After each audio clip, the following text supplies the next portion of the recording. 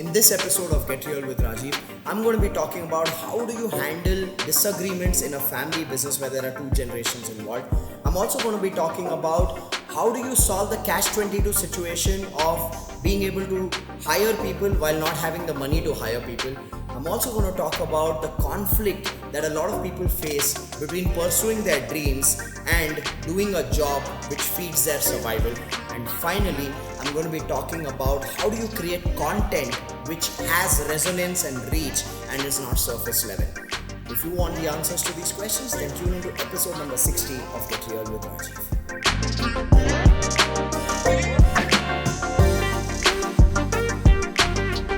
Hello everyone, welcome to episode number 60 of Get Real with Rajiv. Like every single week, we're going to be answering 4 questions today, and today Megha is going to be the voice of your question. So Megha, what's the first question? So Adesh has a very interesting question. My father and I run our family business. While I'm an opportunity grabber, my dad wants to take it slow. He ignores my ideas all the time. How should I tackle this? Well, Adesh, this is a classic challenge most family business entrepreneurs face, where you have one generation that actually built the business and then the other generation that joined the business with aspirations to grow the business further.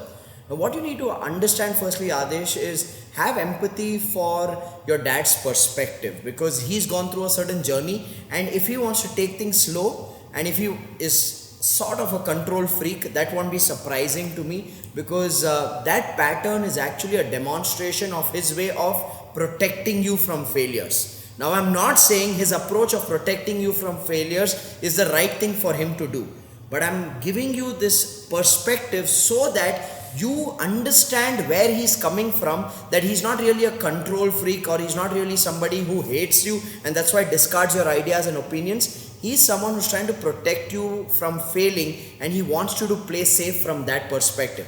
Now, that's not healthy because it ends up making you feel like a manager and not really an entrepreneur who can express and explore the ideas. So firstly, understand the perspective. Now that you've understood the perspective is of care and not really control, then you need to communicate to him and acknowledge and thank him for the care that he has for you, and therefore he's trying to protect you, but also make him understand that his approach of caring is not really working for you because it makes you feel like a manager and not really an entrepreneur.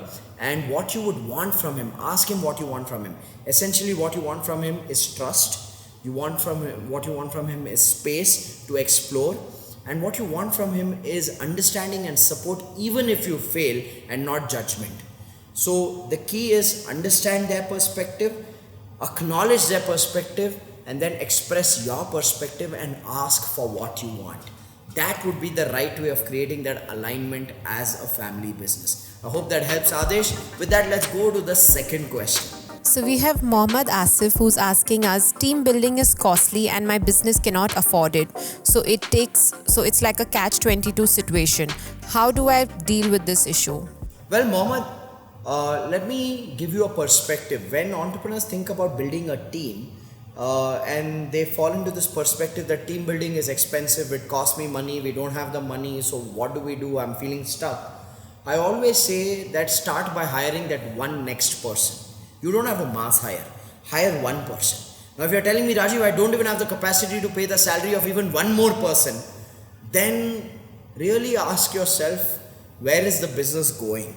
Because you're not able to accommodate the expense of one more person, then ask yourself, where is the business going? And question the business model. Is it really a profitable business model? Question your effort and skills in marketing and sales. Are you able to get enough business so that you have a continuous stream of income?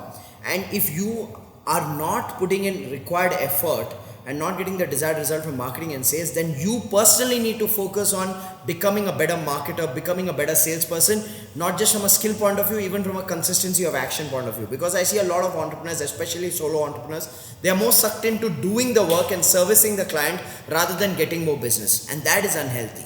So I would say, get the business, be more focused on getting the business rather than servicing the client. Outsource the servicing to somebody else if that's required in the initial stages. Build that consistency of income, so you build that cash flow which gives you the confidence to hire that one next person. And you always hire one person at a time in a small and medium enterprise, Mohammed. So that's how you break through the catch-22. You focus on getting more business, and you focus on hiring one person at a time. These are the two things that you need to do to be able to build that team. With that, let's go to the third question. So Daniel Khan is asking that he's been an actor and he's done a couple of short films. I work in the corporate world, which gives me my income to survive.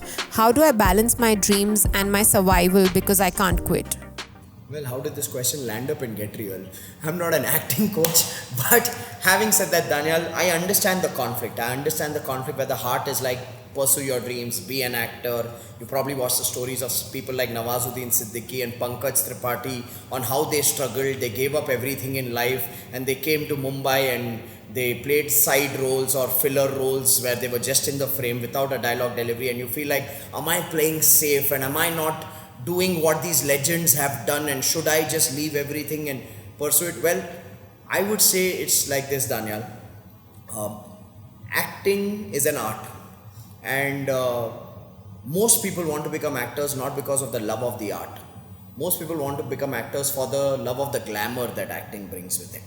And people who chase the glamour never make it. You have millions of people who reach Mumbai every day with the aspiration of becoming an actor. And the aspiration's base is actually the glamour and the fame. It's not the love for the art.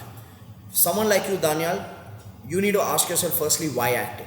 If it's the love of the art, then there is enough platforms today, enough opportunities today for a person to practice the art, engage with the art, even with a full-time corporate job.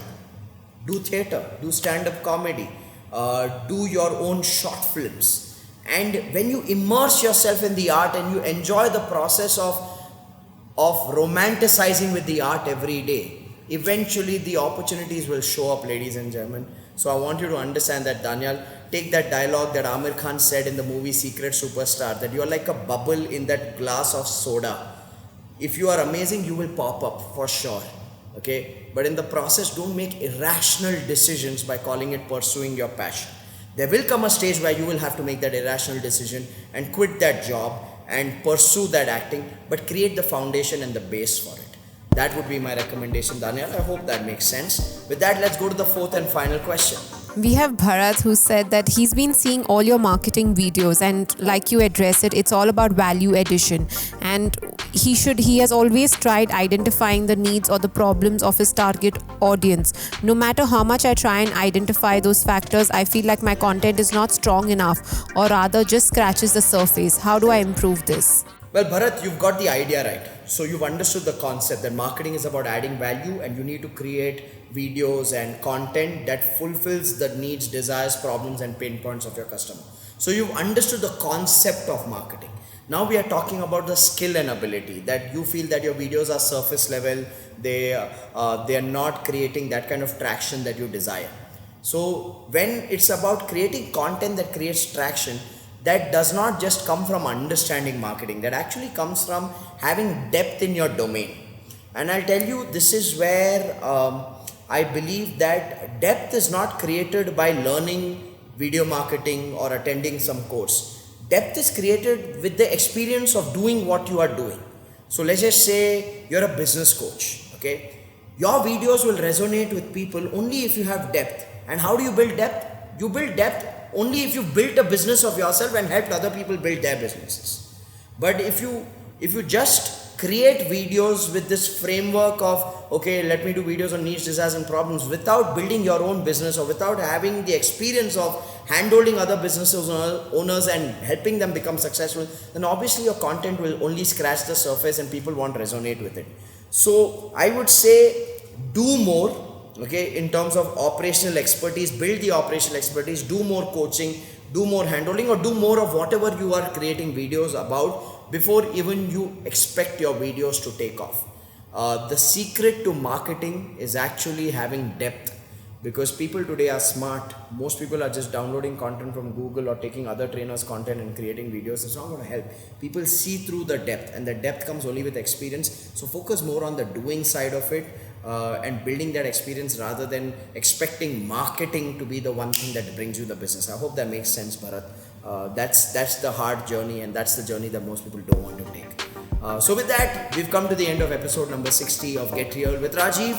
and I need you to do what I ask you to do every single week. Make sure you share this video, make sure you ask a lot more questions, and I look forward to seeing you in the next episode of Get Real with Rajiv.